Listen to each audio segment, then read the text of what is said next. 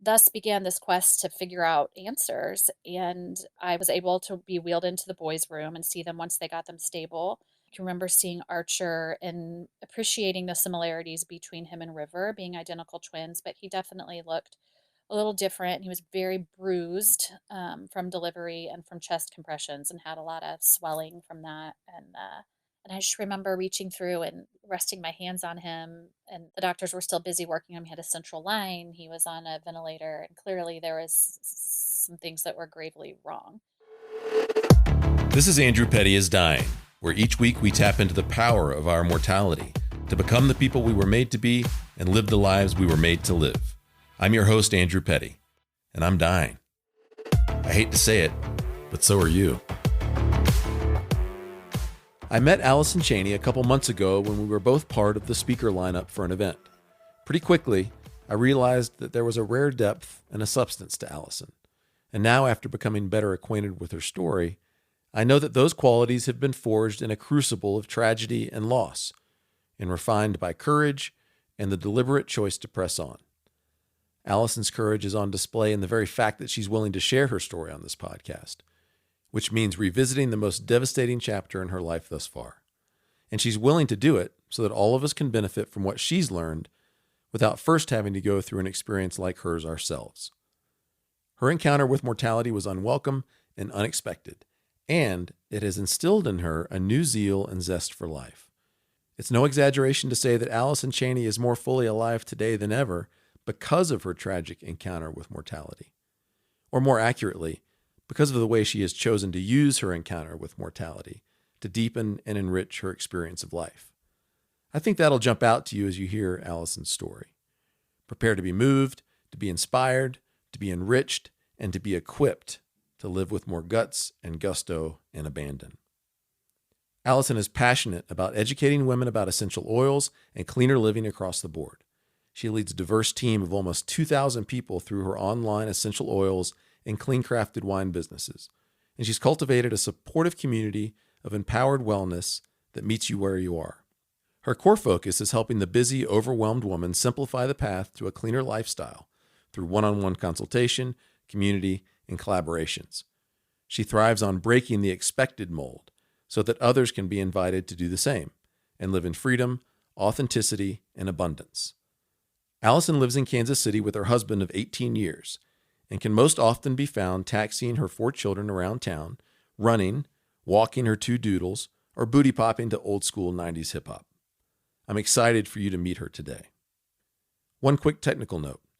What little tech savvy I have apparently took a break during the first half of the interview when my mic wasn't working right. But I wasn't aware of the issue, and it wasn't until the second half of the interview that it worked itself out.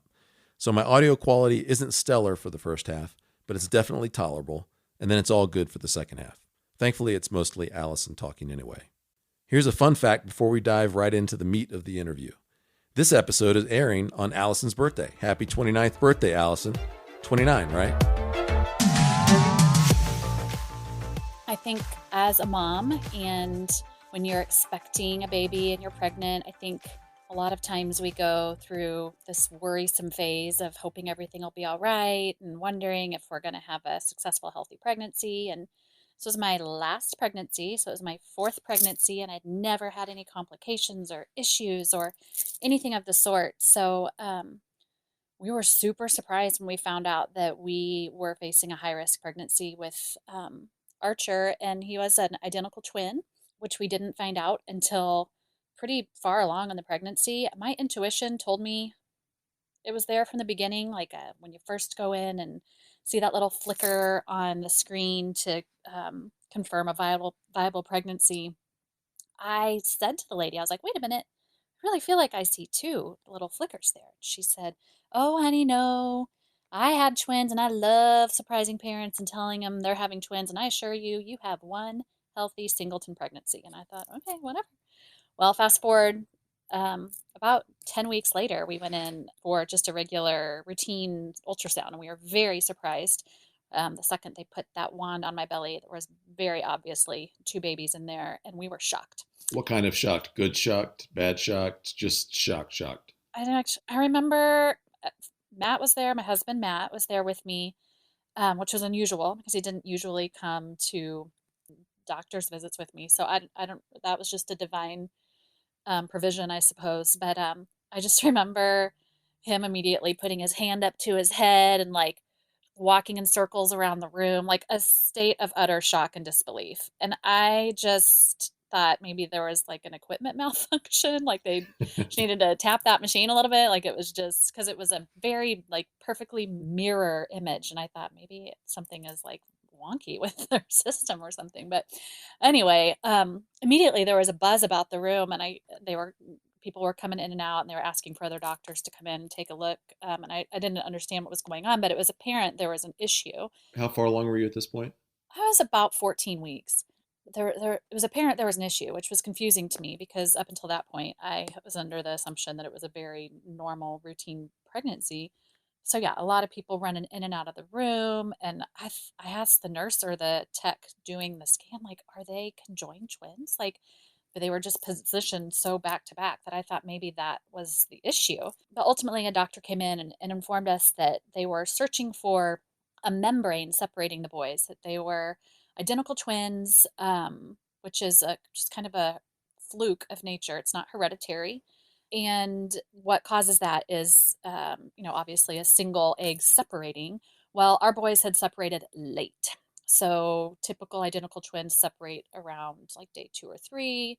Conjoined twins separate like around day 13. And the type of twins I was carrying, called monoamniotic twins, separate around day 8 or 9. So the doctors were searching for a membrane separating the boys in my belly. And when twins separate late, they don't have that membrane. They don't have anything separating their quarters inside of my belly. And then obviously the risk there is cord entanglement. And they informed us right out of the gate that day that they don't allow women who have monoamniotic twins to carry. They were a little bit earlier. They were not past, I think, 30 weeks. We ended up going to a different doctor who would let me carry until 32 weeks. But the risk at that point becomes greater inside than out. So they also informed us then and there that they admit moms with amniotic twins to the hospital around 25 or 26 weeks for inpatient care until delivery. So we were just like in a state of rapid processing, like trying to figure out like unravel what we had just heard. In just a few moments, it went from routine to everything but routine. Yeah, I just remember walking out to the car and calling my sister and saying, "Oh my gosh, you're never going to believe this." And she said, "You're having twins." I said, "Yeah, but it's crazy," and tried to explain to her the situation. But most everyone was like, "Oh my gosh, you're having twins. That's so exciting." But from that moment on, like that kind of fear started to set in a little bit with us. So yeah, I was admitted to the hospital at around 26 weeks, a couple days after my youngest at the time's second birthday. So I had a 2 year old, a 3 year old, and a 5 year old at home, and a husband traveling full time for work, and was admitted to an excellent hospital here in Kansas City, about 25 minutes away from our home. And we began a waiting game of watching the boys every day. Up until that point, they looked super healthy. We went in for frequent visits with our specialist, and they would check them out on the ultrasound and measure them, and everything looked great. And at one point, Archer had a little bit of fluid that was accumulating around his lungs, and it was a little bit of concern to the doctor. And she just said, "Well, keep an eye on it. When we watch babies this closely in utero, you're gonna see stuff. When you go looking for trouble, you're gonna find it. He's a little guy. Stuff like this happens all the time with babies and mama's bellies, and we just don't see it." So we kept an eye on that, and ultimately that fluid circulated up to his lungs and then settled in his brain, but stayed super stable. And by the time I was in the hospital, that didn't change. They would always measure the fluid in his left ventricle. It was a little bit enlarged, but it was stable. We did a consult with a neonatal neurosurgeon at the Children's Specialty Hospital here in Kansas City, and he was super laissez-faire, like feet kicked up on his table, arms crossed in front of him, and declared after looking through our scans that we'd never see him again, which he was right, but under much different pretense. Wait, that you'd never see who again? The neonatal neurosurgeon. We were thinking maybe Archer would be born and need brain surgery or a shunt put in or something to shunt fluid off his brain. So he was basically saying all good. Yeah, his words were, And I'll never forget this. His words were, some babies have an enlarged ventricle in their brain, just like some babies have a big toe.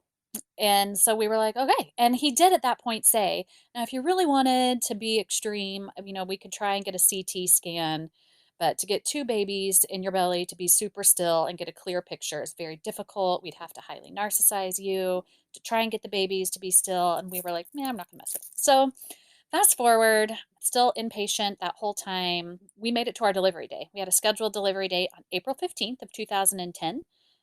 We thought we had made it. Everyone was super excited. I walked myself down to the delivery room, walked into the operating room. I was super healthy, didn't have any other issues in the pregnancy other than this weird climate of where my boys were living, where they didn't have that separation that they needed to keep them safe, which is frustrating. And how long had you been at the hospital at that point? I was inpatient for 7 weeks before their delivery. And was that basically just chilling in the hospital room, or were you like bedridden, or? I wasn't on bed rest because I didn't have any other complications with my pregnancy. But I was really there because they were monitoring the babies a few times a day, measuring the velocity of blood flow going through their cords to ensure that the cord entanglement wasn't disrupting their flow of life serving nutrients to them. So, and that always measured great. So we just thought we were sitting pretty. Yeah, the day came for their delivery. I was really fortunate to have a friend of mine who is a photographer. I was able to get permission for her to be present in the delivery room, which is really unusual, especially with it being a high risk birth and a twin birth. It was a super busy room with two NICU teams, the delivery team. She was in there photographing the whole thing, but River was born. Had to be C-section was the only option. I'd never had a C-section before, so that was a new experience for me. But River was born and came out crying, and I remember thinking like, "Oh my gosh, I really am having twins. Like, I can't even believe what's happening." Like it felt like a routine pregnancy. I just knew there was some unusual stuff happening on the inside. So he came out crying and everything was, delightful. And then the tone in the room shifted really intensely and got super quiet. And I heard the doctor say, well, your baby B is positioned really awkwardly in here. You're going to feel a lot of pressure, and had a hard time getting him out of my belly. And then the NICU team went right to work. And I remember glancing over my left shoulder where um, the teams were working on our babies, like getting them intubated and making, all the things they do when babies are born. Um, and I looked over and they were doing chest compressions on Archer. Um, and I just was so puzzled because I didn't know what was going on. I knew he had this issue with his brain, but we thought everything was okay. Um, and it's really frightening to see adult human doing chest compressions on a 3-pound baby with their fingertips. I mean, they're just so fragile and small.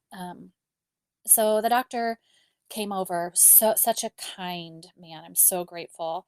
But the boy's doctor came over and said, it's not looking good for baby B. You just need to just pull out all your prayer chips, like lay them on the table. And so we did. Like, I remember being there, laying on that operating table, and Matt bending his head down close to me, and we didn't really have any words, but just knowing that we were pleading for our boy's life that we had prayed for and dreamt about and wanted to really see both of those boys together and hold them both. And a couple minutes later, he came back over and he said, okay, we got him intubated. He's pinking up, and the doctor was really happy. And so they were wheeling the boys out of the delivery room to the NICU, and they stopped. He said, "Wait, stop! I want you to see your boy," and showed me Archer. And said, "Look, he's turning pink." Like, it was really sweet that he thought to like give me that gift. So anyway, the boys went off to the NICU. I went off to recovery, and my friend, the photographer, ran interference back and forth between the NICU, photographing what was happening there, and then she'd run into recovery and show me on the back of the digital camera screen what was happening with the boys. And photos of my parents were there since it was a scheduled delivery. My parents were at the hospital, and so were my husband's parents, and they were standing in the hallway, waiting patiently and serious faces. So I was just trying to process, like, what is happening? Like, we didn't know. So thus began this quest to figure out answers. And I was able to be wheeled into the boys' room and see them once they got them stable. can remember seeing Archer and appreciating the similarities between him and River being identical twins, but he definitely looked a little different. He was very bruised from delivery and from chest compressions and had a lot of swelling from that. And but he was beautiful and had a full head of hair, which was also shocking because all of my babies were very bald. So had a beautiful, wispy, full head of hair. And I just remember reaching through and resting my hands on him, and the doctors were still busy working on him. He had a central line. He was on a ventilator, and clearly there was some things that were gravely wrong. They ended up taking him down for a CT scan later that day, and I had gone back to my hospital room to rest and wait to hear what was happening. And I will never forget the doctor and the nurse coming into our room with big tears in their eyes and just having a hard time getting the words out that Archer had been down for a CT and that there was not much brain left. Just they call it a little shelf of brain matter that was left. Just that there was some sort of severe cord injury. They weren't sure, but something along the way in pregnancy had caused his brain to be severely damaged. And they didn't know if he was going to live. And I just remember, I mean, obviously we were heartbroken and it was completely unexpected. Although I think a piece of me knew when I saw that fluid and Archer's around his liver that went to his lungs that settled in his brain. Like, I think there were steps of my kind of grieving along the way that I just felt like, Before delivery. yeah, I remember a couple real tough days in the hospital where usually I was conversational and always had my door open and people knew they could come in and chat with me. And I remember closing the door and just calling Matt and being like, I'm done. Come pick me up. Like, I don't want to do this anymore. It's pointless. I can't control anything that's going on. I can't help my babies. It doesn't even matter if we're here. What's going to happen is going to happen. Like, I think I had a few like large floods of grief kind of in stages. Pre-grief. Yeah. And in hindsight, I'm like, maybe that was me, kind of like at that first ultrasound when I thought I saw those two flickers. Like maybe that was a little bit of like preemptive, like intuition that I don't know. And amazing too to me that your intuition trumped science in that moment, which is sort of a tangent, but there's a powerful intuitive way of knowing in the world that sometimes trumps all other ways of knowing. Absolutely. And that I think continued to be a theme throughout our journey and our loss. And so the doctors were still trying to piece all the puzzle pieces together. They ran a bunch of tests on River's DNA and urine, knowing that the boys were genetically identical. So if there was something genetically, an issue with River, well, it would have been with Archer too, and vice versa. And everything came back. I mean, they were baffled. So ultimately, they said that Archer had experienced some sort of cord damage around the time we saw that fluid appearing, and that's what had happened there, and ultimately led to just a devastating brain injury. He had brainstem function, so he would make little expressions, and I remember holding him and asking the nurse, like, "Oh, he's furrowing his brow, or his eyes are open, or he's," and she would be like, "Yeah, honey, like." That's just what brainstem does. But he would look like he was emoting to me. And I still believe at some level he was. So I think the world just really slowed down in those 5 days. And we were given lots of sweet moments to hold Archer and sing to him. I was able to have all of my kids come in and meet him and hold him. We were able to pray over him. The only thing I never did, because I just couldn't, again, that intuition was like, yeah, I never held the two of them together, which I think as a twin mom, you kind of dream about, like having that feeling of both babies laying on your chest and just feeling that fullness and richness in that. And I was nervous because River was pretty sick as a preemie because he was in such a stressful womb environment and his white count was super low when he was born.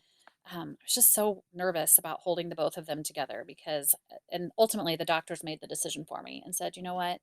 We're not going to let you, because if something happens to River, we never want there to be a moment that you can point back to yourself that said, if I wouldn't have held the two boys together, then River would not have gotten sick. So they just said no. And They don't know what kept Archer's heart beating. It was, again, just another one of those perplexing things as doctors that no one could figure out. But had his heart stopped beating in my belly, it would have immediately impacted River, and River would not have made it either. We were told really early on, once we found out that these were monoamniotic twins, that it was a 50-50 deal.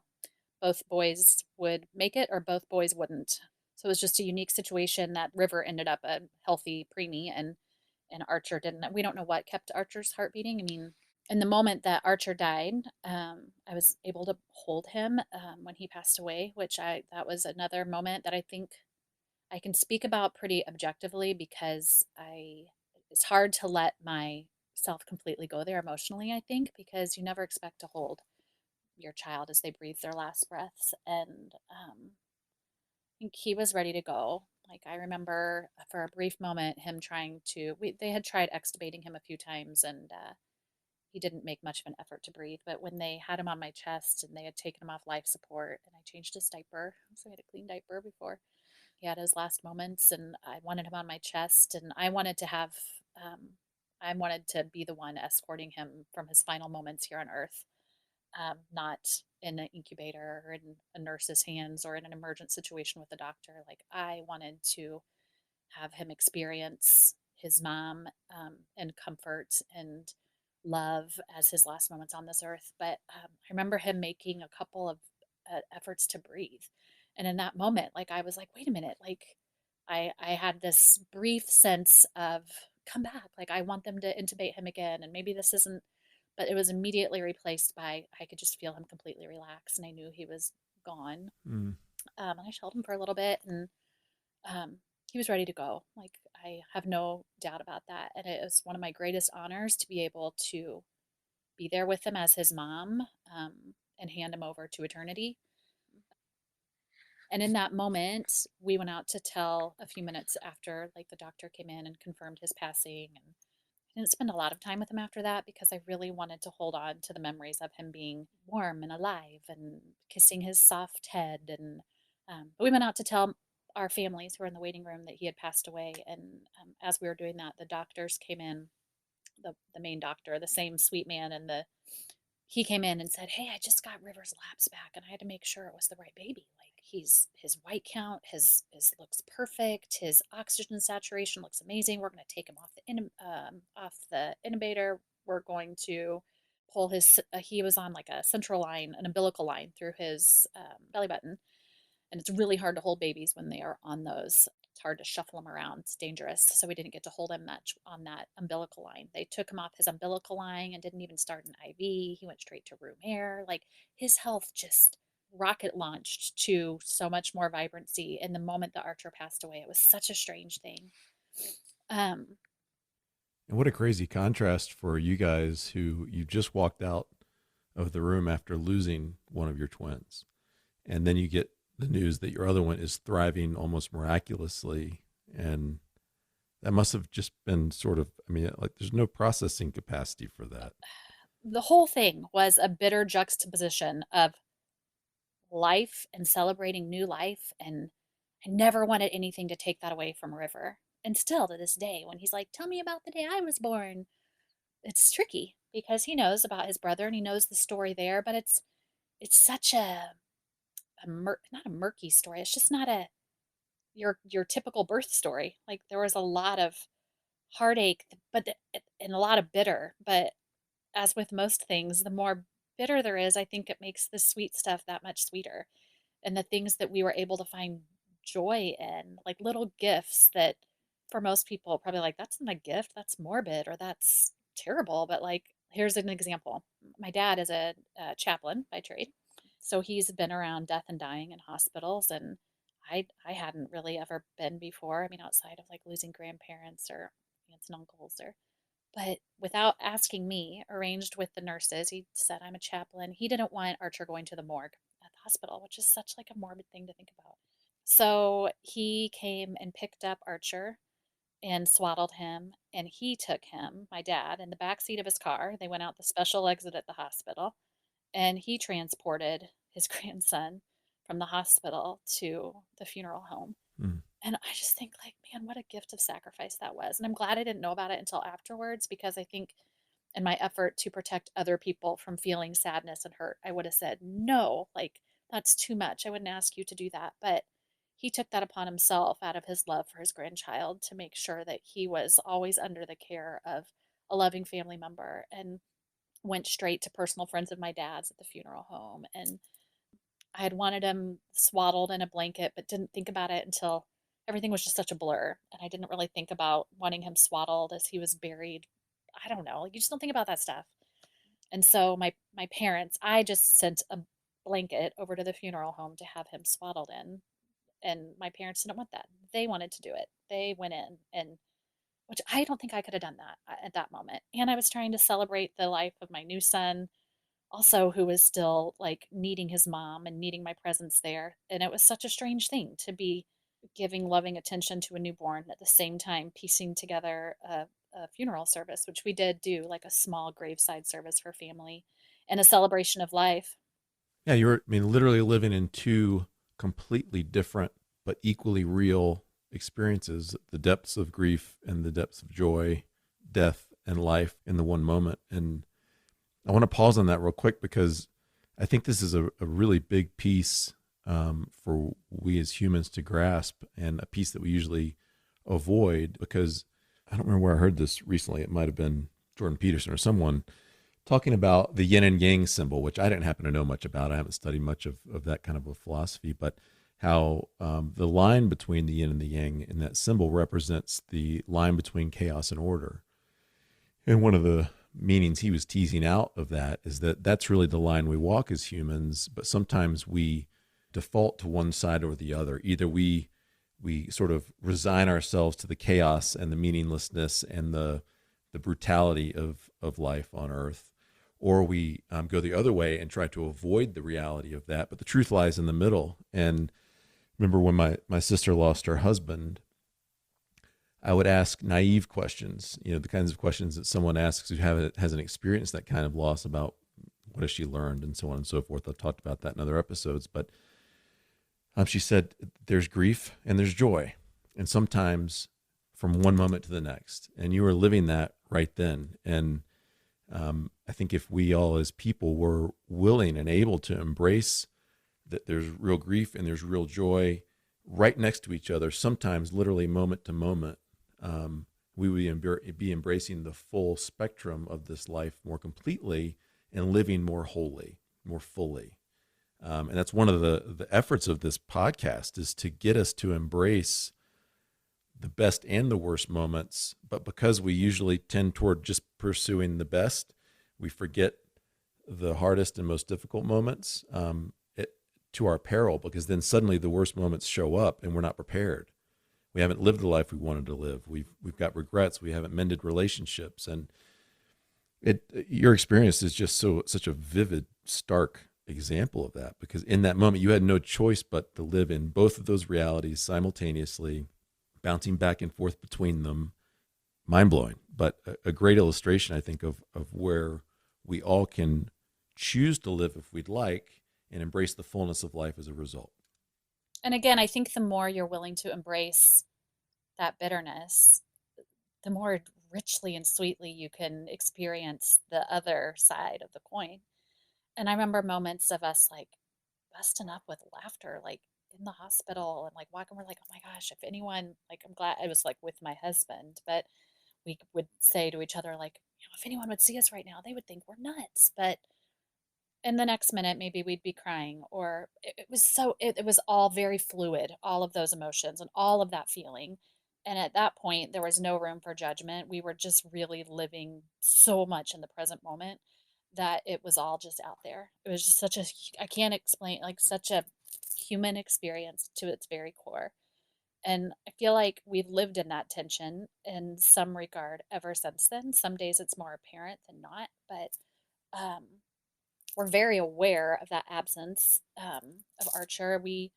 Our kids knew about it, obviously, since day one. I can remember like, in the immediacy of that loss, we were still staying at the hospital mostly, coming home, and a neighbor who had a daughter the same age as my kindergartner said, "Yeah, we heard today in show and tell, Chase talked about her brother died." I was like, "Oh my gosh, like you've got to be kidding."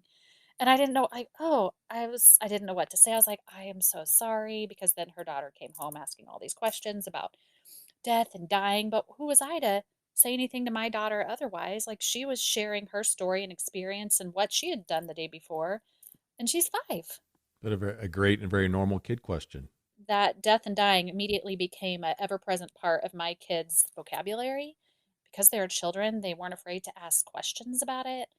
And we had to have the courage oftentimes, and still to this day, to say, I'm not sure what the answer to that is. But every year at Christmas and around the boys' birthdays, we see a lot of that grief kind of resurface. And I will say, like, I think just having Allison before the boys were born was pretty in control. I felt like, even with 3 little kids, 5 and under, I felt like I was kind of kept it all together. And Allison, after the boys were born, it was like the first pull on the thread that started unraveling what the props around me that I had to make things look pretty. Paint in some of the finer strokes in that broad brush stroke about the pre Archer Allison being pretty in control. So just what were some of the primary characteristics of in control Allison, quote unquote, before this experience with Archer? How can I articulate that? I would say there was black and there was white, like pre Archer Allison, the before losing a baby. I felt like I knew most of the answers. I was pretty confident in sharing those answers with whoever wanted to hear. Um, I felt like I was in control of my day to day. I felt like my kids were mine. My kids were mine. I protected them. I provided for them. I didn't have the bigger picture that they're not mine. Their lives are their own. And I'm here to simply guide them and do my best to direct them and protect them. But their lives are their own. They're telling their own story with their life. And I had to accept that after Archer's death. His life is his own life. He's writing his own story. He has a story to tell with his life that most people couldn't have written in 5 years or 50 years, but he had a really deep impact amongst our community, both in the hospital and our faith based community and our neighborhoods and our schools, with our experience in his loss at that time. Post Archer's death, I would say I was much more okay with not having the answers. I was much more okay with being a mess. I found a home in the messy middle, which meant I lost some friends along the way, which was really, Because what you were saying things that they felt were crazy or out of line, or I think I was messy. I was just messy. And I think I had people around me that didn't know what to do with that. And so I had to let those relationships go, which was really hard. And I mean, there was grief is certainly isolating, if nothing else. Even between my husband and I mean, he was still continuing to travel for work. He had a bereavement, time off, but then he still has to provide. He's traveling. I had then 4 kids, ages 5 and under, at home. Kids' grief is a kind of a funny thing, and I was trying to help them through that. And one of them ended up in play therapy, and trying to help him through that. And it didn't leave much time to process my own feelings because I was busy trying to make sure all my littles were accounted for. And then, yeah, it's just isolating. I was much more of an external processor, but I didn't really have anyone to externally process with. And my husband is much more of an internal processor, and he was on the road anyway. So it definitely created a gap there and a season of isolation that was not pretty. are you willing to describe that a little bit more? A season of isolation that wasn't pretty. Yeah, a season of isolation where I felt like no one could understand where I was at. And so I think I was left to my own devices in grappling with my new reality. And not all of those were bad things, but I couldn't figure out where my safe spaces were. People who could just let me go there and not try to solve the problem or say they understood, but just like listen, and that I could share the hard details with, like what I've spoken about now. And I've become much more willing to talk about the details without fear of it offending other people. I think there was a season where I didn't want to make other people uncomfortable in my story of loss. And so I was quiet about it and I didn't have anyone to process it with. It was hard to process with my husband because he was largely unavailable on the road and he wanted to process his own way, which is not wrong in its own right either. Like he wanted to process internally. So yeah, it just left just kind of a void of loneliness, accompanied with the newborn mom fog, which I think anyone who's had a child can relate to. So it was just putting one foot in front of the other there. It was a survival season uh, at its core. Definitely a season of just surviving. I don't know at what point or why that ultimately turned the corner. If it's just time. I think our timetable on grieving, I think I wanted it to be such a concise check the boxes like, well, we have successfully passed the 10-step process to grieving and we can just shelf that because we're done. And instead, I've learned that grief never goes away. And I've come to welcome it as a bit more of a friend because of a lot of the things that you talk about on your podcast. It reminds me of how I want to live and our brevity of life and what is really important. It changes the conversations I have with my kids. With a big family, we have a busy schedule, and not every day can we sit and ponder like loss and death and dying over the course of the past 10 years. But I know that when those moments arise, my kids are confident and ask me about it because we've had these conversations since they were little. It's changed the landscape of what we might do on a beautiful afternoon. We don't go out to the cemetery very often just because I don't want it to be like I don't know, I don't want our kids to look back on their childhood and just remember on sunny days we went to the cemetery. But we do go out there a couple times a year and we invite life and laughter into that space because I think that's what Archer would have wanted. And we're not scared to live those two side by side because we have a living, breathing, very alive example in his identical twin brother who shows us the vibrancy of life here. And I know that's what Archer would be in flesh if he were here with us. And so we really celebrate that. And just are really okay with that messy space in between. There's no right way to grieve. There's no wrong way to grieve. Probably stayed out a little too late a few nights with friends when I was grieving, and I'm sure some people looked at that and said, "Man, she was out super late, and she was drinking one drink too many, or got a lot of tattoos during that season of life." Um, and I'm sure some people looked at that and thought she needs to get it together. But really, like that, the people that stood by me during that season, those are the people that are still with me today. And it wasn't like they were letting me run amok. They were just allowing me to be where I was at. And I value that so much. And I want to continue to hold that space for my kids as they have questions and they're in that messy space in between and trying to make sense of it all. Will you tell me about kites in the graveyard? Like I mentioned, we don't hesitate to go out to the cemetery. We don't go out super often, but when we do, like we want it to be a celebration of life and an experience together, something we would have done with Archer here. So we headed out there on the boy's 10th birthday, which was just last month. And we always go out there on Archer's homegoing day, is what we call it, the day that he passed away. Um, yeah, it was a beautiful afternoon. We took a super colorful kite that we had stuffed in a closet for a long time here, took it out to the cemetery, and flew that kite right around his brother's headstone. And fortunately, it didn't get stuck in any of the big trees out there, which is a little dicey at a couple points. But um, something so refreshing and encouraging about seeing my family laugh and smile. A little bit of arguing about whose turn it was to fly the kite. We'll just keep it real for you. But in this space where it wasn't a lack of reverence, and I hope the other people that were there didn't see it that way. But instead, I hope they saw a family who's doing their best to continue life at its fullest in the face of grief and death and dying, and that really never goes away. I know for sure it has altered the trajectory of our family's life, especially with River. It's changed his story for sure. But I wouldn't say in a bad way. I would say it has and will continue to lead all of us to not be afraid of the messy middle and the struggle and quit wasting so much time in life trying to predict what your thing is going to be. Like what your crisis or what your tragedy or what your thing is going to be that you have to struggle through.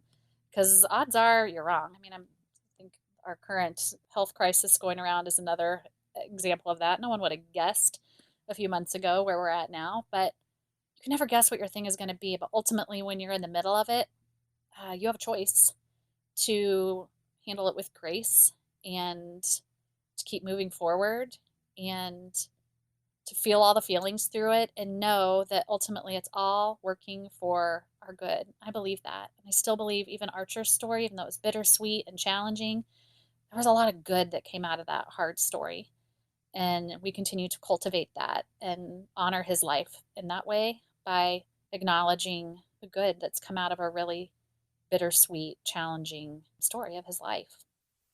That kites in the graveyard image, and you've shared a picture with me of your family on that day. It's the most beautiful image I've come across probably ever for the reality of life. And, probably another family who had not experienced the grief, it wouldn't make sense for them to be flying that kite in the graveyard. They almost, in a sense, wouldn't have, I don't know if this is right to say or not, but earned the right to do that. But you were flying a kite in the presence of the grave of your child. And it's just so powerful. And the pictures that you share with me are so beautiful. And I'll share some in the show notes with this episode. But there's nothing more beautiful I can imagine than that image for what this encounter with mortality has done for you and your family. It was unwanted and involuntary, of course, but it is, and I think I think you've allowed it to do this work in your life too by embracing the grief and going through the grief and being willing to see that death is part of life. So the fact that your family is able to fly a kite in the graveyard by the grave of your son is a testament to the work that you and your family have done. And you had a choice in that. Just like you said, we have a choice in the difficult moments. You had a choice in how you were going to experience this grief and move through it, and how Archer's passing was going to be integrated into your family's life moving forward. And from what you've described, it sure sounds like your family is wholer and healthier in some profound ways that maybe other families are missing because they haven't encountered mortality like this, or since they haven't encountered it, the family unit hasn't been able to embrace the presence of mortality as a part of life. And that's, of course, what we're trying to do on this podcast, is to encourage all of us to do that so we can live more fully and more boldly, more courageously, bring our best out onto the field of life. I know you have some haircuts to get kids to, right? Yeah, it's real life. It's an exciting day. It's been a while since they've had a haircut. I made my best attempt, but it's not looking so pretty. So, And my barber's leaving town, of all the rude things to do. I mean, he's taken off. So what am I going to do? My wife is going to be cutting my hair again. Anyway, I think that the question I want to ask in closing is, a decade now into this part of your story, what is here for us that we who haven't experienced what you've experienced can begin to do now, whether in the way that we think or the way that we act or both? What do you want us to get from your story? I would say that while death and dying and grief and all of those things are excruciatingly hard, and no one welcomes them into their space, into their life, into their families day to day, it's not all dark, and that there's a lot of beauty to be found. Just like the kite in the graveyard, that to the depths of sorrow and sadness and heartache and tears that we have felt, it has allowed us to feel equally intensely in the opposite direction of feeling more richness in our love for each other. We may yell a little louder, we may cry a little harder, but I guarantee you, we laugh a lot harder too. We play a lot harder. We value our messy middle, which we're definitely still in, and we might always be in. And also just permission to explore grief and death and those difficult things in whatever way is right for you, not the way society tells you you ought to, um, not in the way you think you should, not by feeling like you have to mark off your 10-step process to understanding death and dying or grief, but understanding that it's a journey that continues to unfold even 10 years later. There are going to be moms who are going to listen to this episode who have experienced this. What do you want to say to them? My heart just really still bleeds for women who are experiencing or have experienced loss like this. And I feel like I've encountered more women in that position than I ever expected to. I don't know why. I feel like I'm always crossing paths with them now, or even right after the loss of our archer. Some dear friends experienced a very similar loss, and another gal in our community unexpectedly lost her son at birth. And I don't know, just, and I've become the one that people call to say, can you talk to her? Or can you tell me what to say? Or what can I do? I always feel like a disappointment when I tell people, I don't know what to say. And I think that's okay. And I think I've learned that that's okay. Just, letting people know, like, man, I don't know what to say. Like, I feel for you. My heart hurts for you. And I'm saying this directly to any woman who's experienced the same. You do not stand alone. Um, Even though your loss is unique in its own right, and no two stories are the same, don't stand alone in the void of losing a child. And your story matters. And I would encourage you, as you are ready, to talk about it or to write about it, to find someone to talk about all of the details with. Your child deserves to be known, and their story deserves to be told. And we are the story keepers and the ones who have the ability to continue to spread that and just normalize isn't the right word, but just, yeah, give permission for people to talk about those hard things with no expectation of what it should look like. Time and time again, when I talk to folks who've experienced the kind of tragedy that you have, that really is the answer, that there really aren't any words. And the truth of the matter is that it's hard and painful, and there's no way through it but through it. And I think that's profound.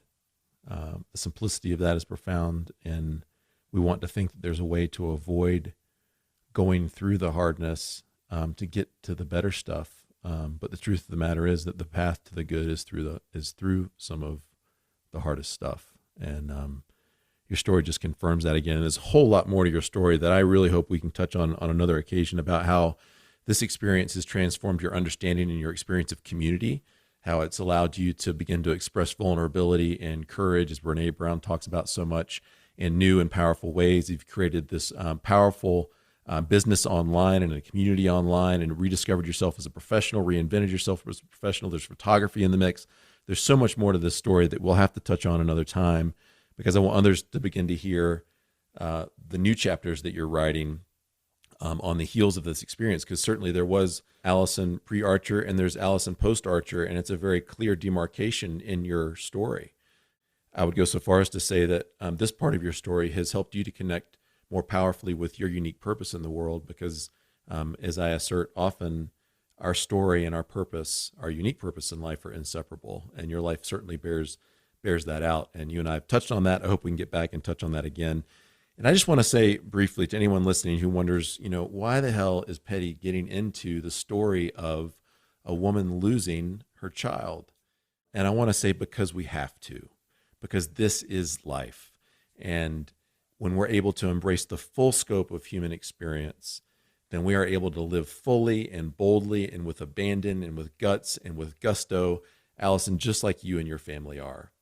And I hope that all of our listeners can cut the corner on some of the tragic experiences that many of my guests share, to begin to activate some of these lessons now. Let's wake up and let's begin to be the people that we can be and live the lives we were made to live now, not waiting until a crisis hits and we're forced to see the writing on the wall, and maybe it's too late then. And you've put your story in the service of that purpose of this podcast. You're doing it apart from this podcast with your friends and family, colleagues, and loved ones in profound ways. And I just want to thank you for being here and remind our listeners that you are going to die, but you're not dead yet. So let's get after it. Allyson, thanks for being here. I look forward to catching up again. I hope you have a wonderful day. Hope the haircuts turn out okay. Thank you. It's a pleasure being here. I hope we can do it again. I hope so too. I've got a really cool opportunity for 6 lucky listeners. The first 6 listeners to email me will get to participate in an exclusive live follow-up conversation with Allyson this Thursday, June 4th at 4:30 p.m. Mountain Time via Zoom. So email me at andrew@digdeepwinbig.com, and if you're one of the first 6, I'll send you info for how to join this exclusive conversation. My purpose as a coach is to help you deploy your unique purpose in the world. Connect with me on Facebook or email me at andrew@digdeepwinbig.com. I'm so glad you tuned in today. Don't forget to subscribe, and I'll see you next time on Andrew Petty is Dying.